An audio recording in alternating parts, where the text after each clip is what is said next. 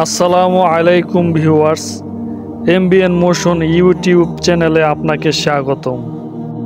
সালিম মাওলা আবু হুজাইফা ছিলেন নবী মুহাম্মদ সাল্লাল্লাহু আলাইহি ওয়াসাল্লামের একজন অন্যতম সাহাবী। তিনি আবু হুজাইফা ইবনে উতবার একজন মুক্ত দাস ছিলেন এবং তিনি নবীত্ব দাবিকারী মুসাইলমার বিরুদ্ধে প্রেরিত জিহাদে একজন পতাকা বহনকারী হিসেবে অংশ নেন এবং ব্যাপক সাহসিকতা প্রদর্শন করেন এবং এই যুদ্ধেই তিনি নিহত হন।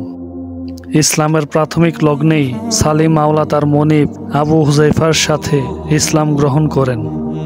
এই আবু হুজাইফা ছিলেন মক্কার কুরাইশ সর্দার ইসলামের শত্রু উতবা ইবনে রাবিয়ার ছেলে।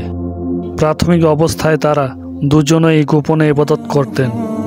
তারা দুজনেই বলিষ্ঠ ঈমানদার ব্যক্তি ছিলেন। আবু হুজাইফা তার পালক পুত্র সালিম মাওলার প্রতি তার ছিল আন্তরিকতা, এমনকি ভাইয়ের মেয়ে ফাতেমা বিনতে ওয়ালিদ বিন আতাবা বিন রাবিয়াকে সালিমের সাথে বিয়ে দেন। তবে সালিম মাওলা নিঃসন্তান ছিলেন।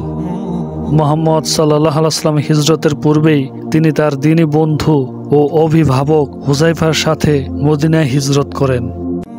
মদিনায় তিনি হজরত আব্বাদ ইবনে বিশরের অতিথি হন। যদিও মুহাম্মদ সাল্লাল্লাহু আলাইহি ওয়াসাল্লাম মক্কায় তাকে আবু উবাইদা ইবনুল জাররার সাথে দ্বীনী ভ্রাতৃত্ব প্রতিষ্ঠা করে দেন।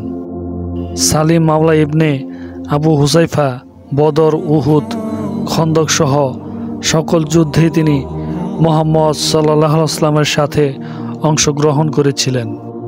সাহাবাদের যুগে কিরাত শিল্পে যাদেরকে শীর্ষ স্থানীয় গণ্য করা হতো, সালিম তাদের একজন ছিলেন।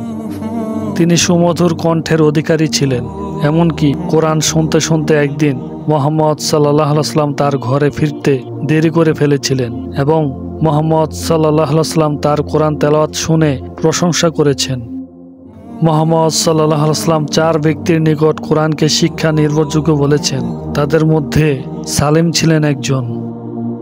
সালিম মাওলা ছিলেন একজন স্পষ্টভাষী সাহাবা। তার সামনে কেউ অন্যায় করলে তিনি সঙ্গে সঙ্গে প্রতিবাদ করতেন। এমনকি তিনি খালিদকেও ছাড়েননি। তার সর্বাধিক উল্লেখযোগ্য বৈশিষ্ট্য ছিল যে তার বন্ধুরা তার নাম দিয়েছিল সালিম মিনাস সালেহিন, যার অর্থ সত্যনিষ্ঠদের দলভুক্ত সালিম। উমর ইবনুল খাত্তাব সালিমের প্রশংসায় পঞ্চমুখ ছিলেন। মৃত্যুর পূর্বে খলিফা নির্বাচনের ব্যাপারে বলেছিলেন, আজ সালিম জীবিত থাকলে শুরার পরামর্শ ছাড়াই আমি তাকে খিলাফতের দায়িত্ব দিতাম। সালিম মাওলা 632 খ্রিস্টাব্দে ইয়ামামার যুদ্ধে মৃত্যুবরণ করেন। তার অভিভাবক ও দ্বীনী ভাই আবু হুজাইফাও এই যুদ্ধে মৃত্যুবরণ করেন। তার মৃত্যুর পর পরিত্যক্ত সম্পত্তির ব্যাপারে ওসিয়ত করে যান এবং 1/3 দাস মুক্তি ও অন্যান্য ইসলামী উন্নয়নমূলক কাজের জন্য এবং 1/3 পূর্বতন মনিব সুবাইতা বিনতে ইউয়ার জন্য। আল্লাহ তাআলা আমাদের সকলকে হযরত সালিম মাওলা আবু হুজাইফা রাদিয়াল্লাহু আনহুর জীবনীর উপর আমল করার তৌফিক দান করুন, আমিন। আজকের সংক্ষিপ্ত আলোচনা এ পর্যন্তই। ভিডিওটি কেমন হলো কমেন্ট করে জানাবেন। সবাই নতুন নতুন ভিডিও পেতে চ্যানেলটি সাবস্ক্রাইব করুন। দেখা হবে নতুন কোনো ভিডিওতে। সবাই ভালো থাকেন, সুস্থ থাকবেন। আসসালামু আলাইকুম ওয়া রাহমাতুল্লাহ।